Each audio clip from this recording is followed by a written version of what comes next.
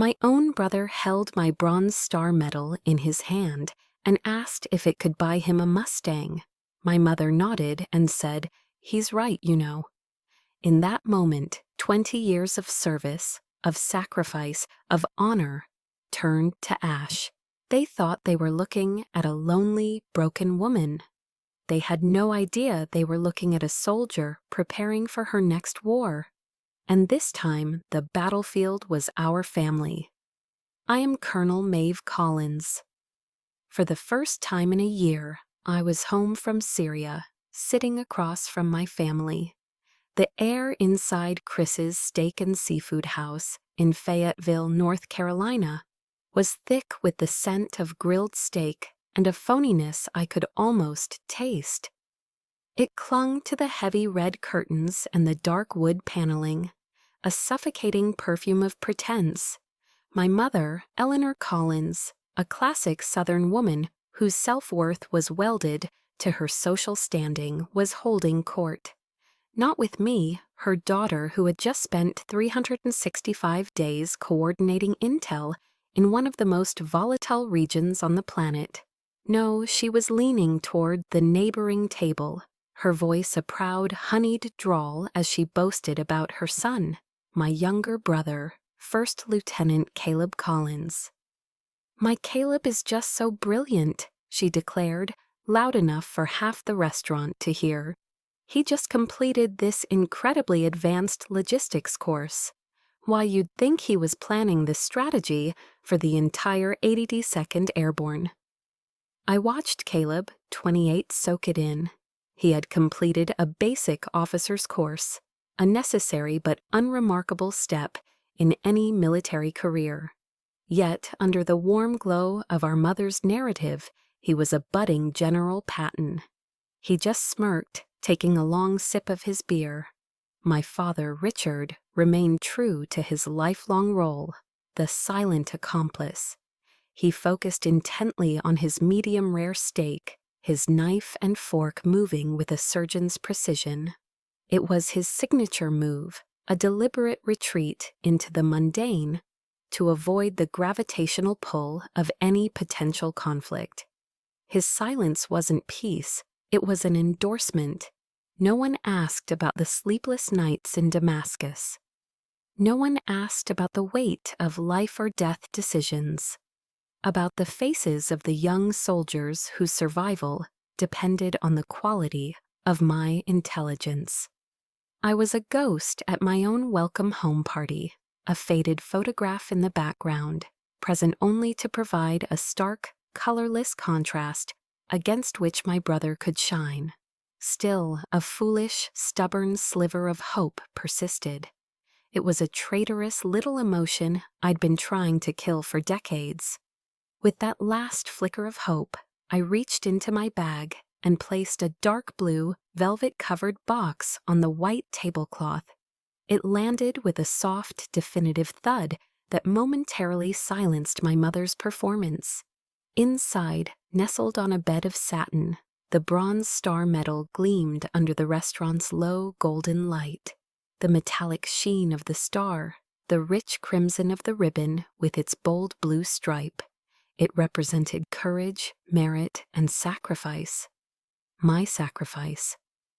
"I was awarded this," I said, my voice steadier than I felt, though a slight tremor betrayed me, "for successfully commanding the intelligence-gathering operation on my last tour." Caleb picked it up.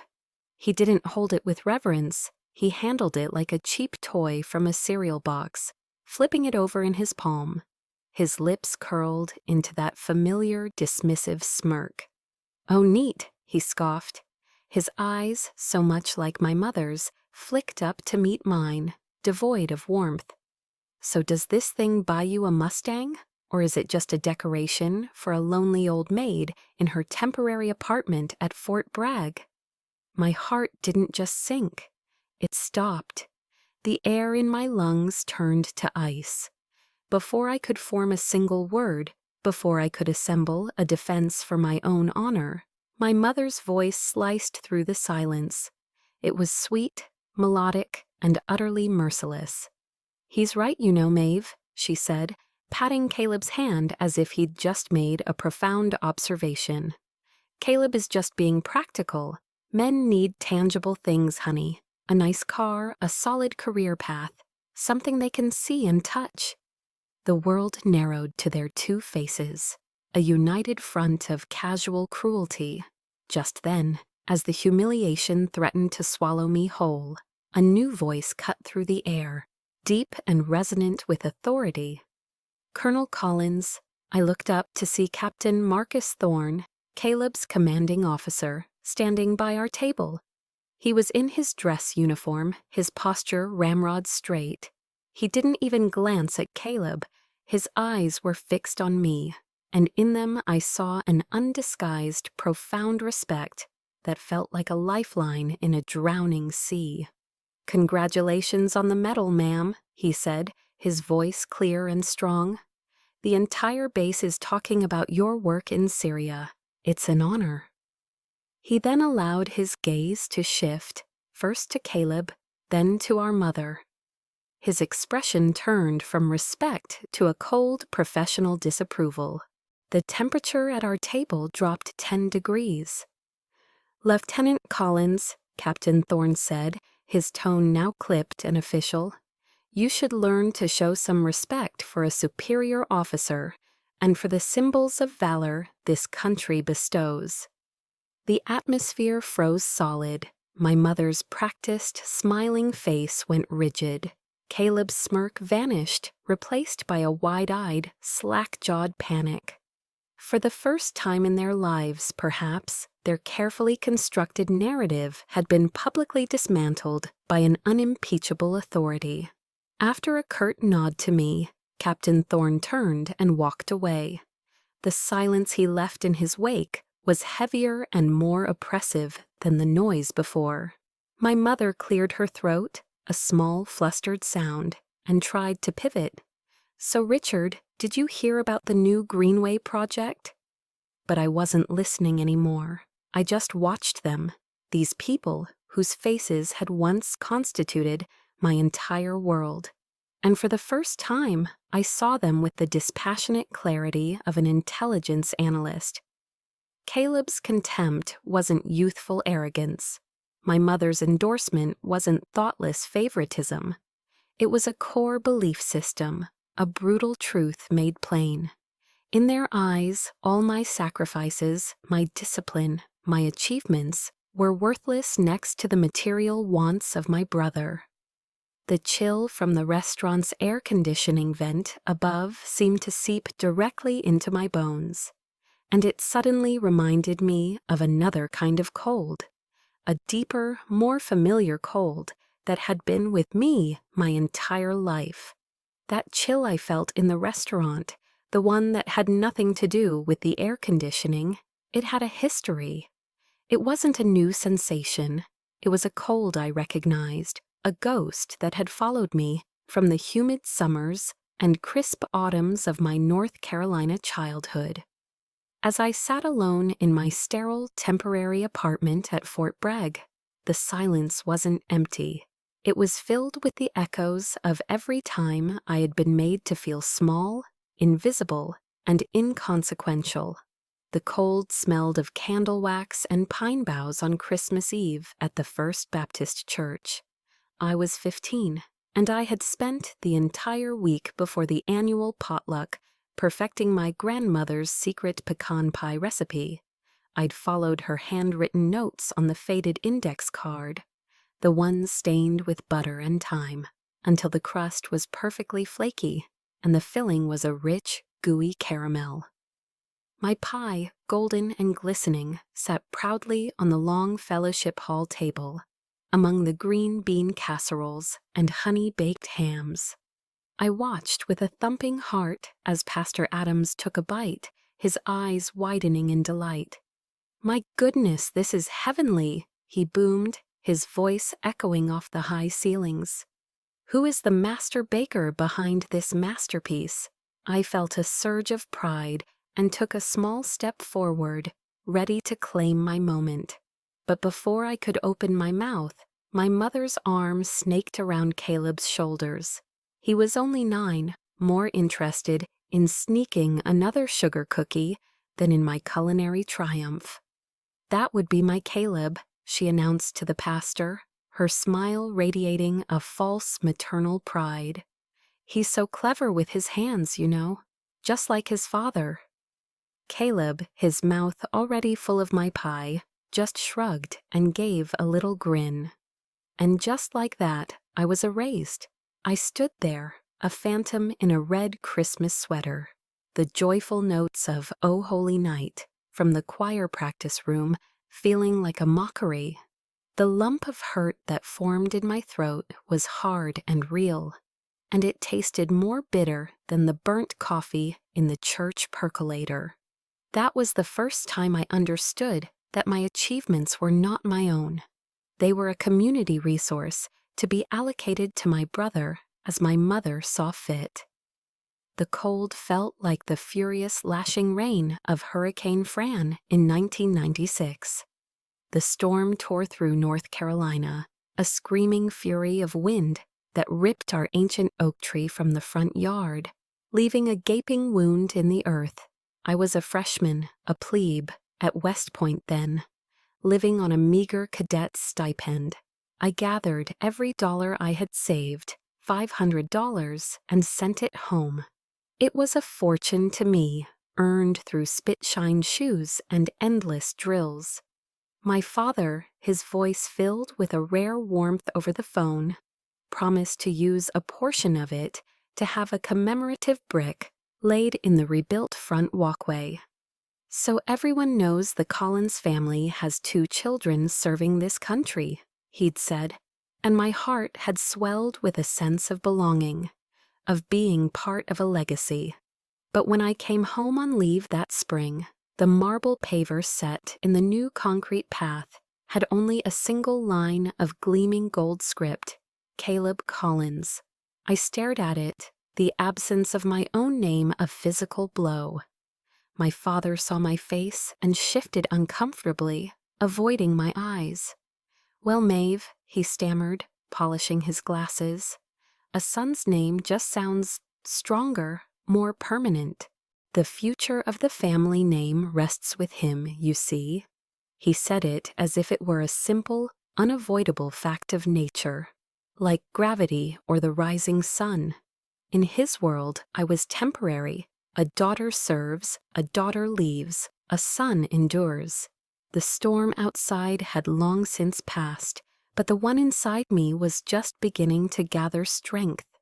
A tempest of resentment that would rage for years. Amidst those bleak, gray memories, there was one pinpoint of light, one warm place in the landscape of cold shoulders. My grandfather. He was a Marine, a veteran of the brutal fighting on Iwo Jima, and his eyes saw things other people missed. He was the only one who ever truly saw me.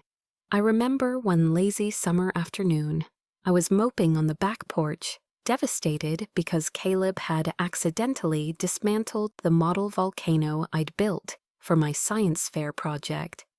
Granddad came out and sat beside me on the wooden steps, the air thick with the scent of cut grass and his Old Spice aftershave. He didn't scold Caleb or offer empty platitudes. He just pointed a weathered finger toward the vast blue Carolina sky. "Look up there, Maeve," he said, his voice a low, gravelly rumble. "Don't you ever let the small clouds block out your whole sky.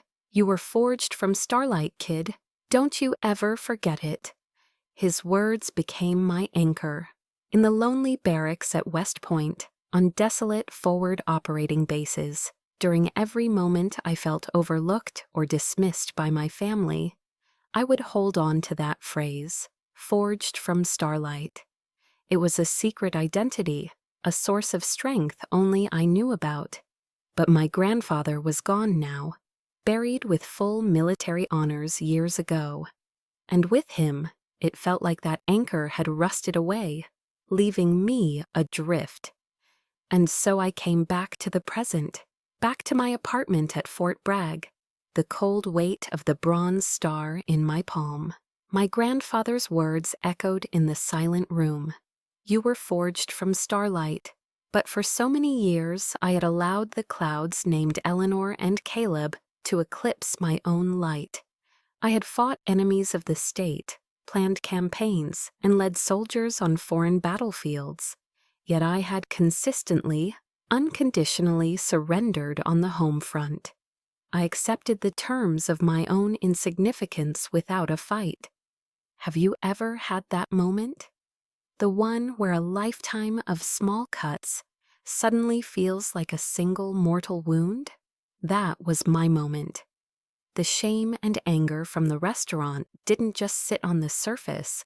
It dredged up every ghost, every slight, every erased accomplishment from the bottom of my soul. A question sharp as a bayonet twisted in my gut. Where was the warrior my grandfather saw in me? Where was the woman forged from starlight? What must I do to be worthy of that one single piece of faith, and to finally reclaim my own sky? That night, sleep was a luxury I couldn't afford. The questions from my past had finally ignited a fire in my present. The warrior my grandfather saw wasn't gone. She had just been dormant, waiting for a clear objective. Now she had one. I turned my living room into a tactical operations center. The large world map on my wall, dotted with pins from my deployments, came down.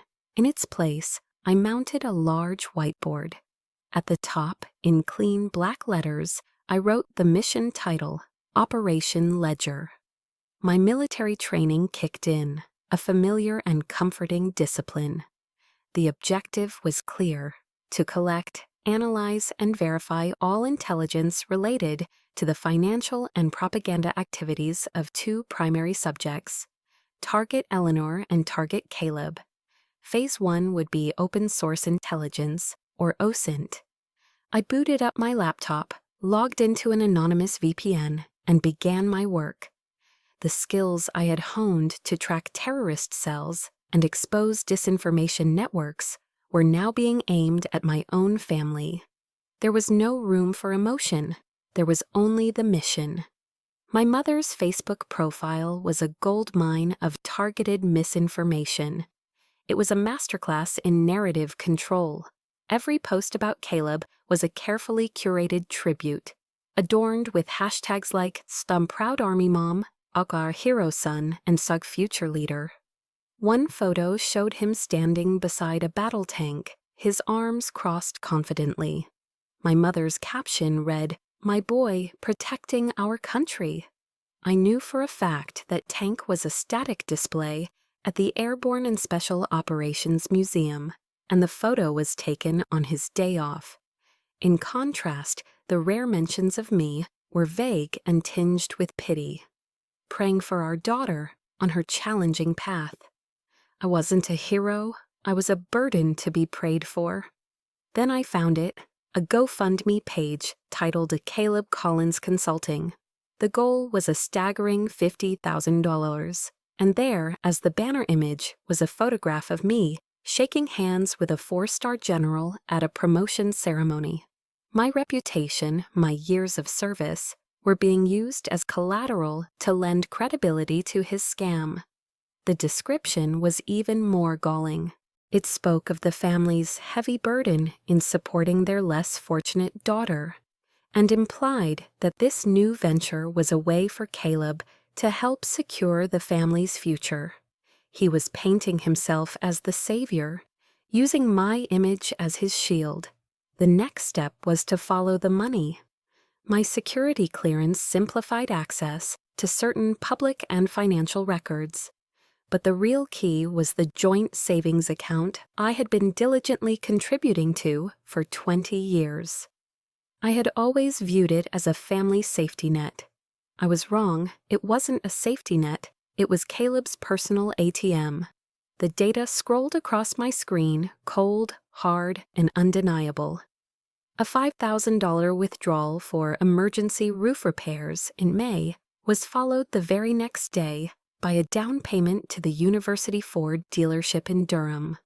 The $20,000 combat pay bonus I'd received after a particularly grueling mission in Iraq had vanished, siphoned off in a series of cash withdrawals just under the $10,000 reporting threshold, dozens of small bites designed to go unnoticed, and then the final damning proof of his lifestyle.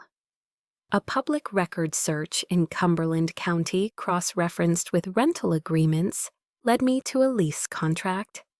It was for a penthouse apartment in North Hills, one of the most expensive neighborhoods in Raleigh, for we give out $800 a month.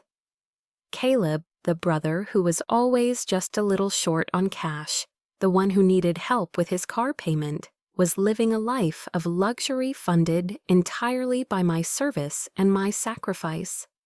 The final piece of the puzzle lay in the family's cloud storage, an account my father had asked me to set up years ago because he was, in his words, not great with technology. I ran a keyword search, Maeve's money. The results loaded instantly, dozens of emails. My eyes landed on one sent from my mother to Caleb, dated 3 years prior. The subject line made my blood run cold. Regarding your sister's bonus.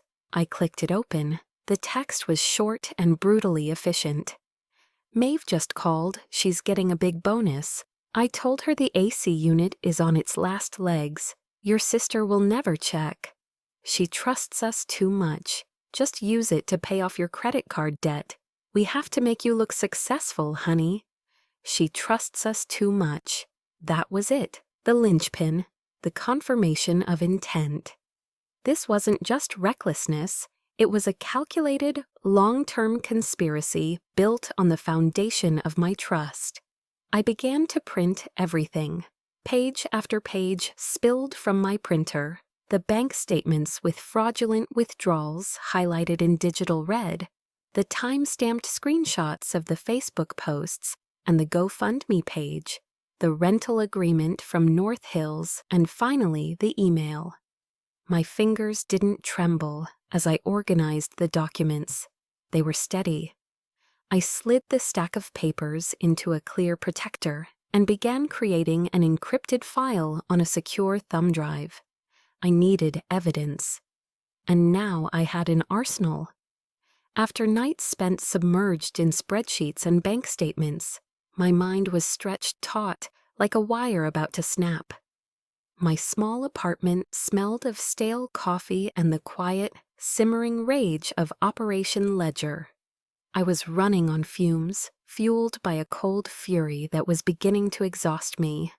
Just as I felt myself about to drown in the sea of cold, hard data, my phone rang.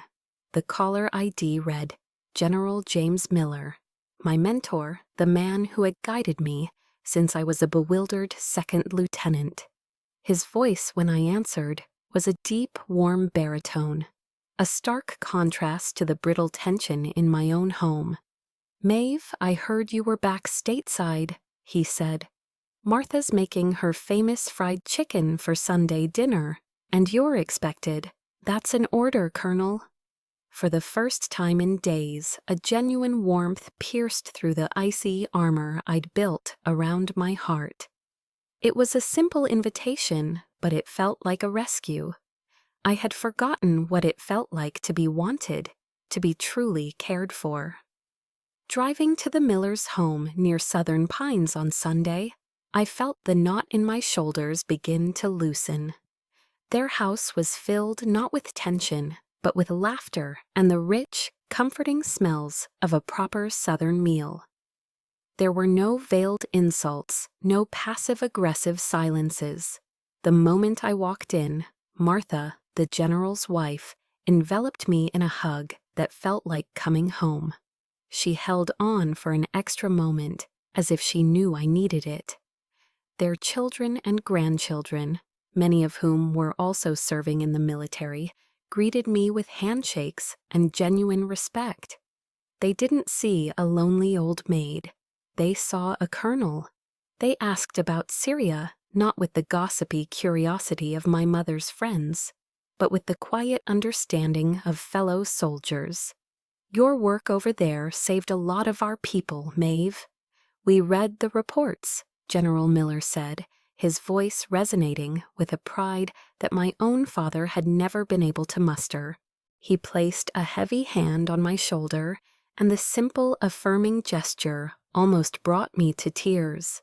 We sat around a large wooden table, passing platters of crispy fried chicken, creamy mashed potatoes, and savory collard greens. The conversation was easy and light. They talked about football, about weekend plans, about funny stories from their own time in service. There was teasing, but it was affectionate. There were disagreements, but they were resolved with respect. This was a family, a unit, a place where service was honored, not commodified. Later, as the sun began to set, the general and I sat on the back porch, looking out over a meticulously cared-for garden of roses and hydrangeas. The air was cool and smelled of damp earth. "Something's weighing on you, Maeve," he said quietly, not looking at me, but at the horizon. "You look like a soldier who's just come through a battle, but I don't think it was the one in Syria."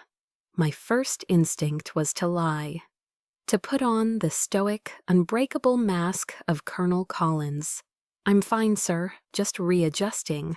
But as I looked at his kind, knowing eyes, the walls I had so carefully constructed began to crumble. I couldn't bring myself to unload the sordid details of my family's betrayal onto this good man. So I gave him the only truth I could.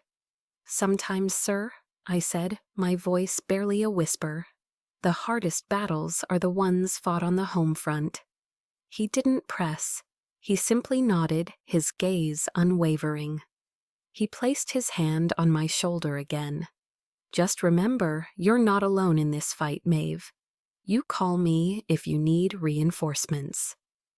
Driving back to Fort Bragg, a sense of peace settled over me. The kindness of the Miller family was a balm on a raw wound, a temporary anesthetic. But as I pulled into my parking spot, my phone buzzed on the passenger seat, shattering the calm. The screen glowed with a single dreaded word: Mom. I took a deep, fortifying breath before answering, bracing myself for impact. Her voice was syrupy sweet, a tone I had learned to associate with an incoming request. "Maeve, darling," she began, "I have a little favor to ask. You know your brother has such a wonderful mind for business, but he just needs a little capital to get started. I've set up that GoFundMe page, and I was wondering, could you share it with some of your high-ranking friends? Just one click from you could change Caleb's entire future." The warmth from my evening with the Millers evaporated the moment my mother's voice, dripping with saccharine sweetness, came through the phone. It was a calculated, coordinated offensive, a multi-pronged attack on my resolve. Her call was just the opening salvo. I gripped my phone, the cool plastic a stark contrast to the heat rising in my chest.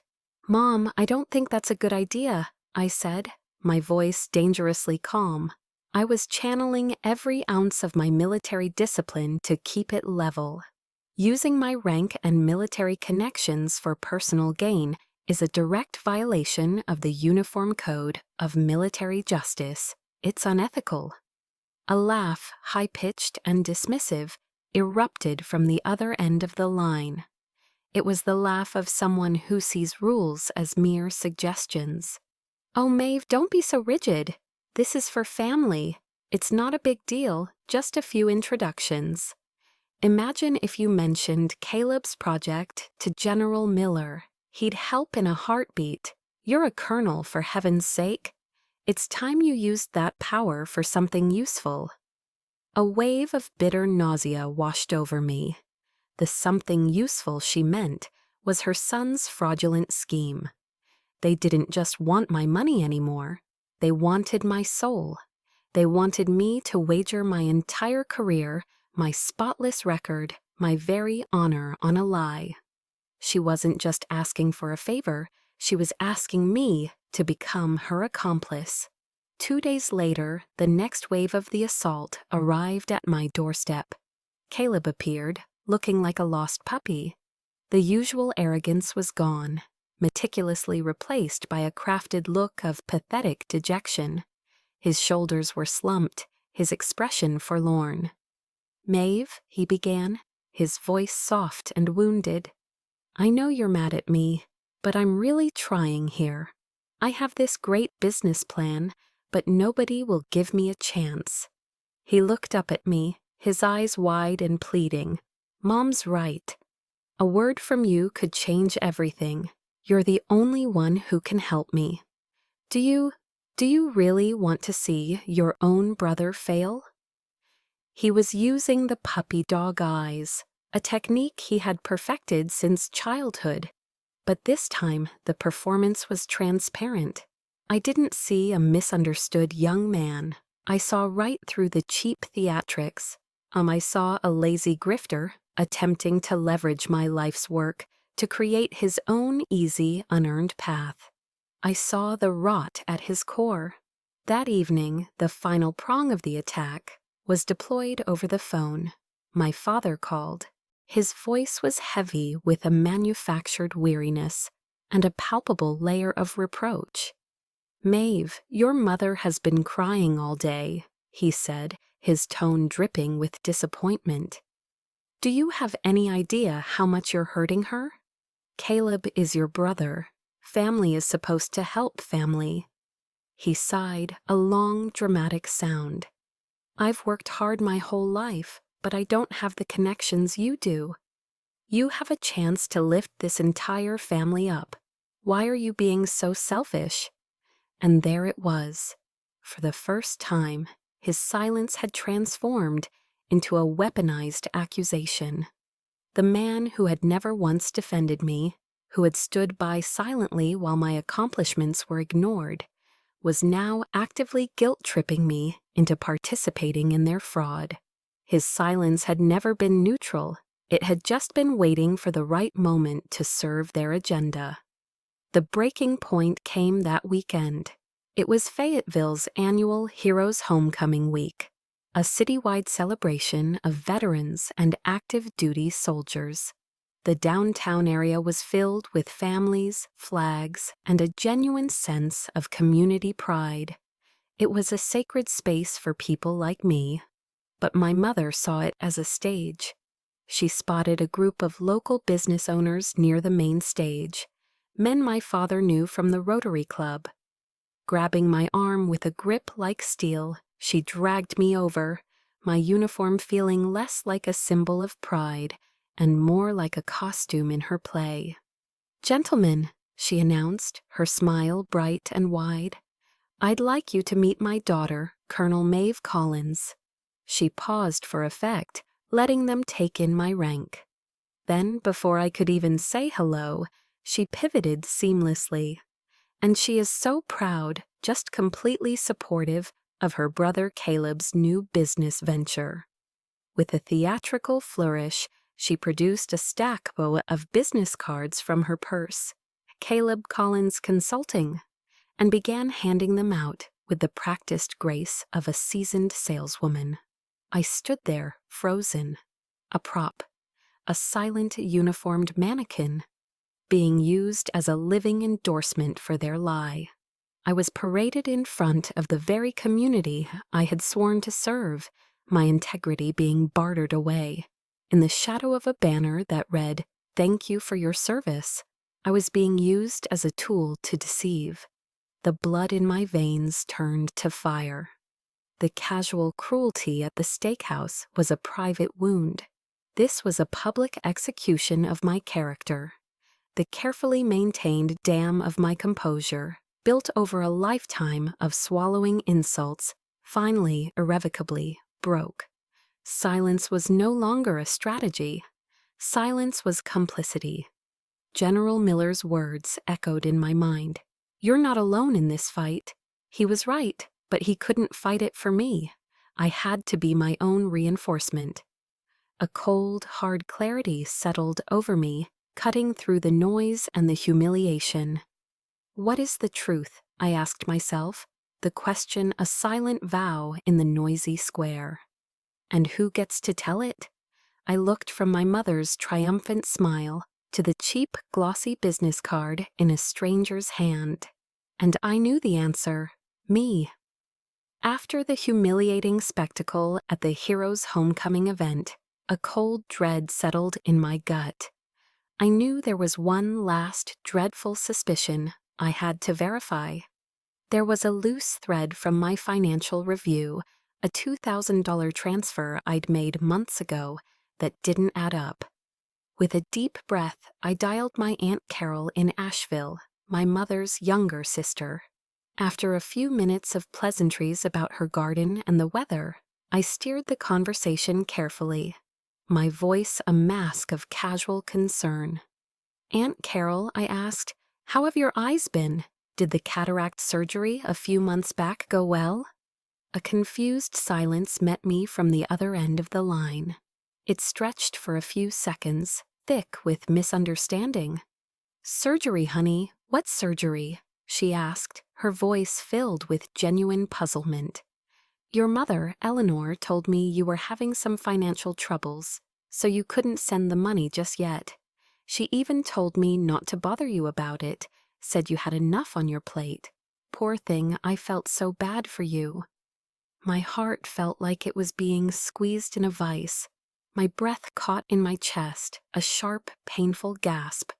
The $2,000 I had sent, the money I'd earmarked specifically from my hazardous duty, pay for her surgery, had never arrived. They had intercepted it. They had stolen from their own family. But that wasn't the final blow. The final blow came next, wrapped in a blanket of misplaced gratitude, and it was the one that knocked the air from my lungs. "But thank goodness for that sweet boy Caleb," she continued, her voice brimming with affection. "He is just the kindest soul. When I told him I couldn't afford the initial consultation, he loaned me $500 right then and there. He said once his new company takes off, he'll cover the whole procedure for me." I had to grab the edge of my kitchen counter to keep myself from collapsing. The room tilted. The sheer calculated depravity of it was breathtaking. They didn't just steal my money, they had stolen it, then constructed an elaborate lie about my financial failure to cover their tracks. Then they had used a fraction of my own money to rebrand Caleb as a benevolent, self-made savior. They had weaponized my compassion to defraud their own family, an elderly woman in need of medical care. This wasn't the behavior of a dysfunctional family.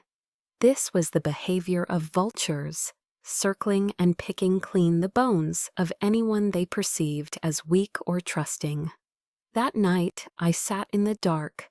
The only light in the room came from my laptop screen, which glowed with the mountain of evidence I had compiled. There were no tears. The rage that had been simmering for weeks had finally boiled over, scorching away every last trace of sadness. It was a clean, pure, righteous fury. I had dedicated my entire adult life to defending this country from foreign enemies. But I now understood that the most dangerous enemy I had ever faced shared my last name. They lived in the house where I grew up, surrounded by the ghosts of my childhood memories. My grandmother used to read to me from the Bible, and a verse she loved came to mind, Jeremiah 29:11.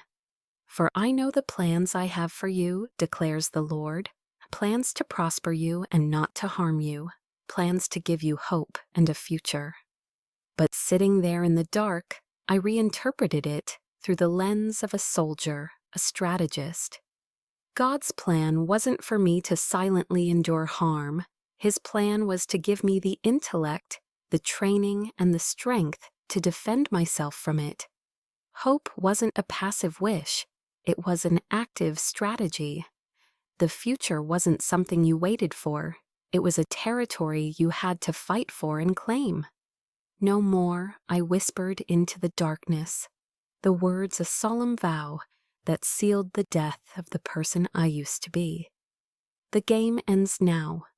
Have you ever been pushed so far that the only path forward is to fight back with everything you have? I woke the next morning before the sun rose over the horizon. There was no more hesitation, no more gut-wrenching conflict. There was only the cold, sharp clarity of a mission that had to be executed. I pulled out a yellow legal pad and a pen. My movements were precise, economical, just as they would be if I were planning an intelligence campaign deep in hostile territory. I began to outline the phases of engagement, my handwriting a steady, determined script. Phase 1. Consolidate and systemize all evidence into an undeniable dossier. Every bank statement, every email, every screenshot, a fortress of facts. Phase 2. Neutralize primary threats. This meant anticipating and dismantling my mother's emotional manipulation and Caleb's arrogant denials before they could even be deployed. Phase 3. Establish the terms of surrender. This would not be a negotiation, it would be a list of non-negotiable demands. This was no longer a family squabble to be resolved over Sunday dinner. This was a war, and I would use every weapon in my arsenal to win it. The next morning, I drove to the FedEx office on Skibo Road. The sun was just a pale disk in the hazy Carolina sky, promising a heat that hadn't yet arrived. I walked through the automatic doors, no longer a wounded daughter seeking sympathy. I was an intelligence officer compiling a case file, and this sterile, brightly lit copy shop was my armory. From an encrypted USB drive, a device that held the digital ghosts of their betrayal, I began to print. Page after page slid into the tray with a soft whir, each one a testament to their long and meticulous campaign of deceit. The bank statements with dozens of fraudulent withdrawals highlighted in a stark, accusatory red. The time-stamped screenshots of my mother's saccharine Facebook propaganda and Caleb's phony, self-aggrandizing GoFundMe page. The damning chain of emails between my mother and my brother, their conspiracy laid bare in cold black text. The penthouse apartment lease from Raleigh, a monument to their audacity, 127 pages in total. Each page had once been a knife in my back, a fresh, stinging wound of betrayal. But as I watched them pile up, a tangible stack of their lies, I felt a fundamental shift. They were no longer wounds, they were ammunition. Each printed sheet was another round being loaded into the magazine of my resolve, ready to be fired. I took the warm stack of papers to a large work table in the corner.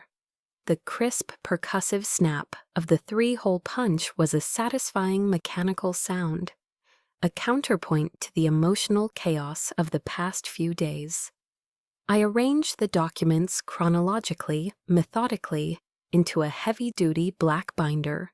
The process was strangely familiar, a muscle memory from my professional life kicking in, calming my nerves with its logical flow. It was exactly how I would prepare a mission briefing for the Pentagon.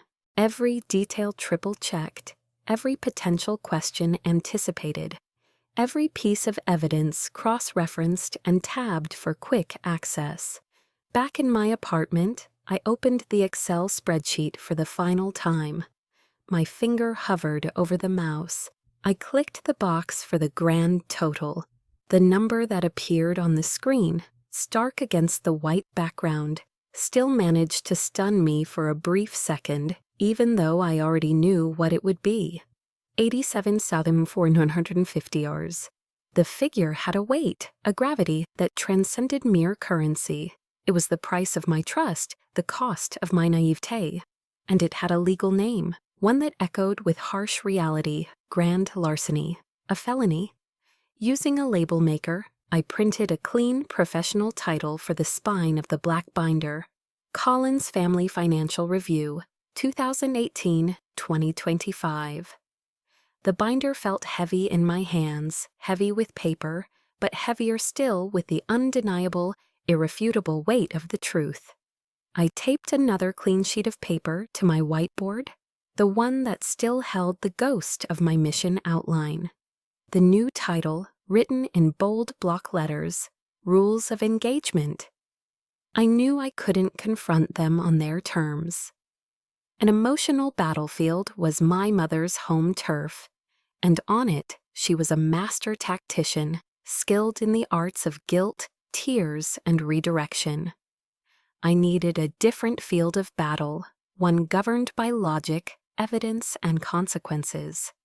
I outlined my objectives with the precision of a mission planner. 1. Verbal acknowledgement from them for each specific fraudulent act. No blanket apologies. 2. A legally binding repayment plan drafted by a lawyer. 3. Public and private restitution, starting with a full, honest apology to Aunt Carol. 4. Professional consequences for Caleb to be handled by his command. I remembered a quote from General George S. Patton, a man who understood conflict. Prepare for the unknown by studying how others in the past have coped with the unforeseeable and the unpredictable. I applied it to this. I gamed out their reactions, their every likely move. My mother's theatrical tears, Caleb's explosive, self-righteous anger. My father's guilty, deafening silence. For each predictable tactic, I had a countermove prepared. I would not be ambushed. I would not be outmaneuvered. The final step in my preparation phase was to secure a witness, an objective observer. This could not devolve into a he said, she said family drama, where truth is drowned in a sea of emotion. I needed an impartial representative of order and regulation. I picked up the phone and dialed Captain Marcus Thorne. My voice was all business, stripped of any personal emotion. It was the voice of a superior officer addressing a subordinate, a tone that left no room for negotiation. Captain Thorne, this is Colonel Collins, I began. I'm convening a formal family meeting tomorrow evening to address some serious discrepancies regarding the conduct and financial declarations of Lieutenant Collins. I let the formality of the words hang in the air for a moment, letting their significance sink in. I would like to request your presence as an impartial observer. Your role would be strictly to clarify any questions regarding the Uniform Code of Military Justice should the need arise. There was a pause on the other end of the line. I could hear him processing the gravity of the request.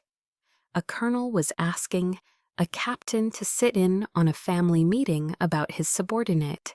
It was an extraordinary demand, and it signaled that this was far beyond a simple domestic dispute.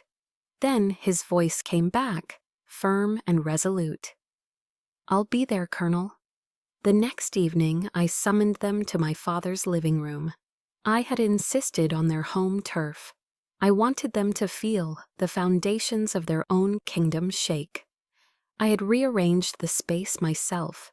The cozy coffee table was pushed against the wall, and in its place, 4 hard-backed dining chairs faced each other in the center of the room, a sterile and confrontational arrangement, like a scene from an interrogation room. There was no television on, no snacks laid out, no pretense of hospitality. The only sound was the low hum of the air conditioner and the ticking of the grandfather clock in the hall, counting down the seconds to detonation. They trickled in, uneasy. My mother, Eleanor, surveyed the scene with a frown, her arms crossed defensively. "Well, what on earth is all this, Maeve? Why so serious?" she asked, her voice tight with annoyance. Caleb, ever the performer of nonchalance, slouched into a chair and immediately buried his face in his phone, projecting an aura of profound boredom. My father, Richard, avoided looking at anyone, his gaze fixed on a single invisible mark, on a coaster on the end table. They arrived expecting a lecture, perhaps another emotional outburst they could dismiss. They had no idea they were walking into a briefing, a court-martial, and they were the targets. I let the tense silence stretch for a full minute before I spoke. Then I placed the heavy black binder on the floor beside my chair and stood. We are here tonight to audit a series of irregular financial activities that have occurred over the last 7 years, I began. My voice was flat, devoid of emotion, the same tone I would use to brief a commanding general. I looked at each of them in turn. The total sum of the discrepancy is $87,450. My mother's jaw tightened. Caleb didn't even look up from his phone. I picked up the binder and opened it to the first tab. Item 1, I stated clearly. A $5,000 withdrawal from the joint savings account on May 12, 2022, designated for emergency roof repairs. This sum was wire transferred the following day to the University Ford dealership in Durham as a down payment on a 2022 Mustang GT. The vehicle is registered in the name of Caleb Collins. I looked at Caleb. His thumbs froze over his phone screen. The color began to drain from his face. I turned the page with a crisp snap. Item 2, a series of 24 cash withdrawals, totaling $20,000, made between June and October of 2019, following a combat pay bonus deposit. These funds were used for, among other things, a trip to Miami, season tickets to the Panthers games, and... I paused, letting the next words land. A penthouse apartment in Raleigh's North Hills district. For each charge, I slid the corresponding document out of the binder. The bank statement, the vehicle registration, the social media post of Caleb posing in front of his new car with the caption, "Hard work pays off." Each piece of paper was a nail in the coffin of their lies. "Are you insane?" Caleb finally exploded, leaping to his feet. The mask of boredom shattered, revealing the panicked rage beneath.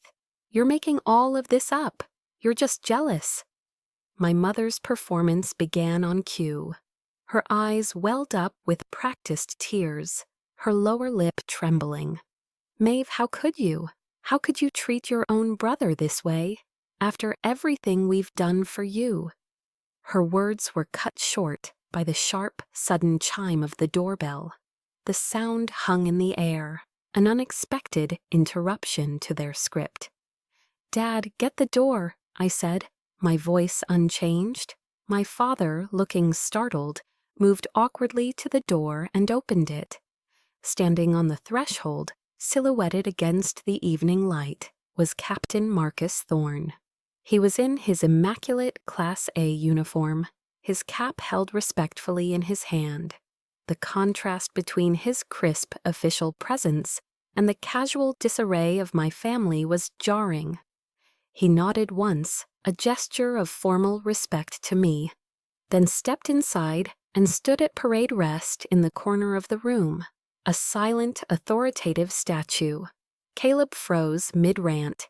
He stared at his commanding officer, his face turning a pasty, bloodless white. All the bluster, all the indignation died in his throat. He sank back into his chair as if his strings had been cut. The living room was no longer a living room. With Captain Thorne's presence, it had become a courtroom. I let the silence settle again, heavy and absolute, before turning to the final section of my binder. My voice was low, but it cut through the room like a razor. "Final item," I said, my eyes locking onto my mother's. Her tears had miraculously dried up. $2,000 transferred to my Aunt Carol for her cataract surgery. I looked at my father, who flinched as if struck. This money never arrived. Instead, Aunt Carol was informed by you, Mother, that I was experiencing financial trouble. And then Caleb, in a stunning act of generosity, loaned her $500 of my own money. I saw my father physically recoil, shrinking into his chair. That, I knew, was his breaking point, the line he knew they should never have crossed. I closed the binder with a soft, final thud. Then I turned my body slightly to address the uniformed officer in the corner. "Captain Thorne," I said, my voice clear and formal. "Under Article 134 of the Uniform Code of Military Justice, conduct unbecoming an officer and a gentleman, would the act of defrauding a relative, specifically an elderly one, and leveraging a fictitious business funded by illicitly obtained money, be considered a violation?"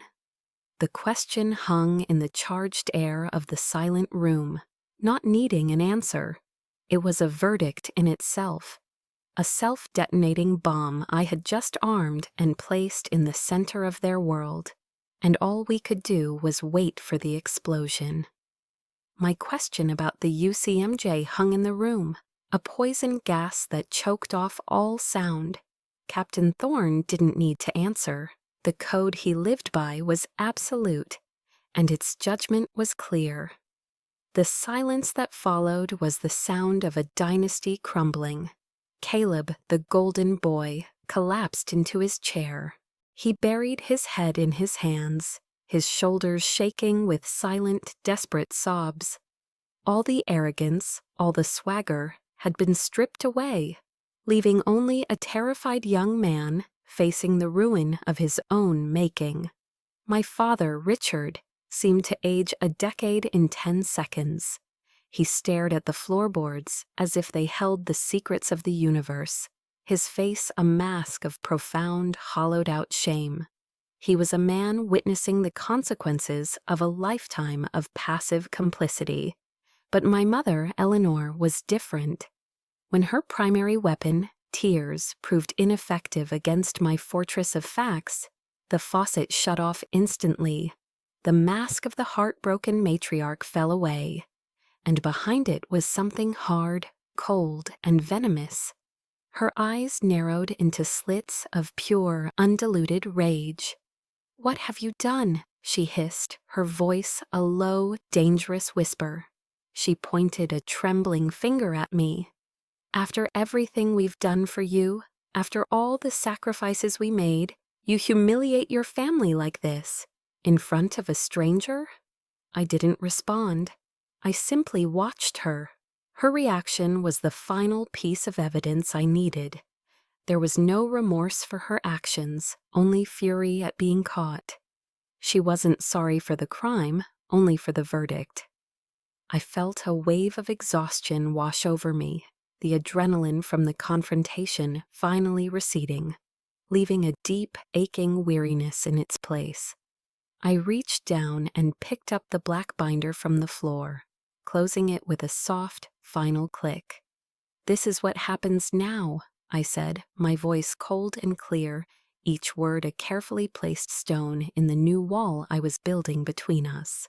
"First, a promissory note for the full $87,450 will be drafted by my lawyer. It will be sent here tomorrow. You both will sign it." I looked from my mother's furious face to my father's defeated one.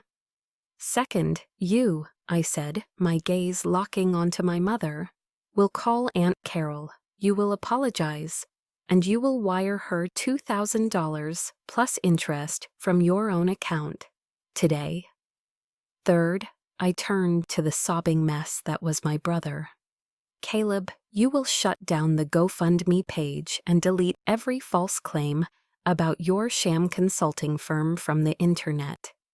As for your military career," I paused, letting him look up, "you can address that with Captain Thorne."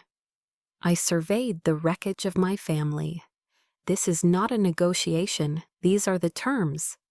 My mother opened her mouth to spit more venom, but I held up a single hand, a gesture that stopped her cold. "Don't," I said, the word a quiet command. "From this moment forward, All communication between us will be conducted via email and will pertain only to the repayment schedule. There will be no phone calls, no text messages, no surprise visits. I took a breath, preparing to deliver the final, killing blow to the relationship that had defined and damaged me for so long. I am no longer your daughter, I am your creditor. I thought of the researcher Brené Brown, whose work had helped me understand the geography of my own pain. I remembered one of her core tenets: clear is kind, unclear is unkind. This brutal, absolute clarity was the kindest thing I could do for myself. It was an act of radical self-preservation. My father finally looked up at me, and what I saw in his eyes was a universe of pain and a dawning tragic acceptance. He understood. Too late, but he understood. He gave a slow, almost imperceptible nod. I turned and walked toward the front door. At some point during the fallout, Captain Thorne had discreetly let himself out, leaving us to the privacy of our own demolition. I did not look back. I would not allow myself to be drawn into the gravitational pull of their chaos one last time. As I opened the front door, I heard it, a single choked sob from my father. It was a sound of pure, unadulterated grief. A small, traitorous part of me wanted to turn around, to offer a word of comfort, but I didn't. I stepped out into the cool, damp Fayetteville night air, and when the front door clicked shut behind me, the sound wasn't an ending. It was a beginning. The battle was over. The long, bloody war for my own soul had just been won. 6 months passed. My only contact with my family was a sterile, automated email notification once a month confirming that the payment from my parents' account had been transferred, as per the legal agreement. It was the cold, quiet hum of justice being served. I heard through a brief, professional correspondence with Captain Thorne that Caleb had been officially reprimanded. His once promising career path was now a dead end. He had been quietly transferred to a logistics unit in Texas, a place where his reputation wouldn't follow, but where his ambitions would surely wither and die. My mother never called. My father never wrote. The house in Fayetteville where I grew up was no longer a home, but merely an address on a legal document. The silence between us was no longer the suffocating weight of unspoken truths. It was the clean, crisp air of a respected boundary. And in that quiet space, for the first time in my life, I could finally hear my own voice clearly. One Saturday, I drove the winding roads up into the Blue Ridge Mountains to Asheville. I didn't call ahead. When Aunt Carol opened the door, her surprise quickly melted into a joyful hug.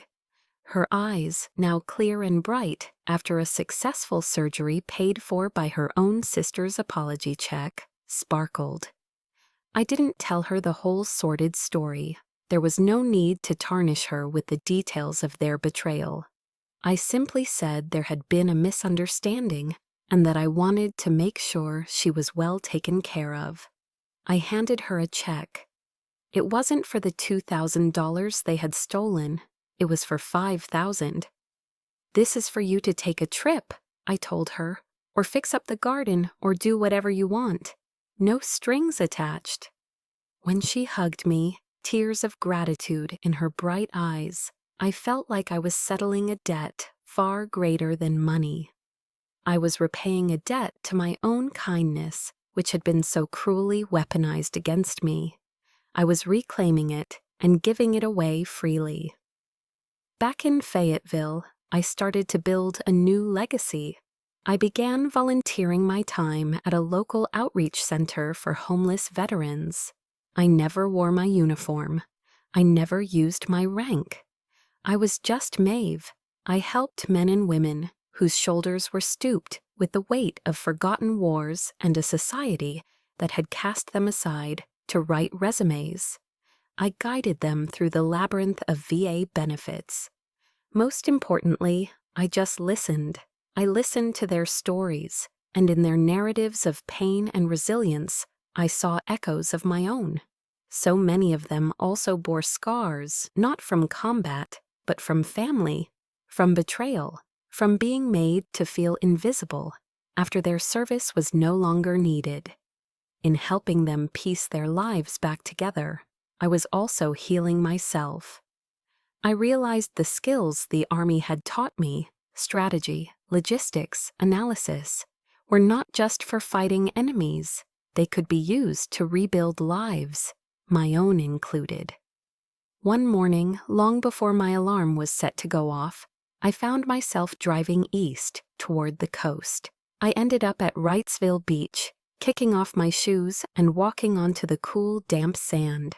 I sat and watched the sun begin its slow ascent over the vast expanse of the Atlantic Ocean, painting the sky in strokes of orange, pink, and gold. The black binder, my arsenal of truth, still sat in a locked file cabinet in my apartment, but its weight was gone.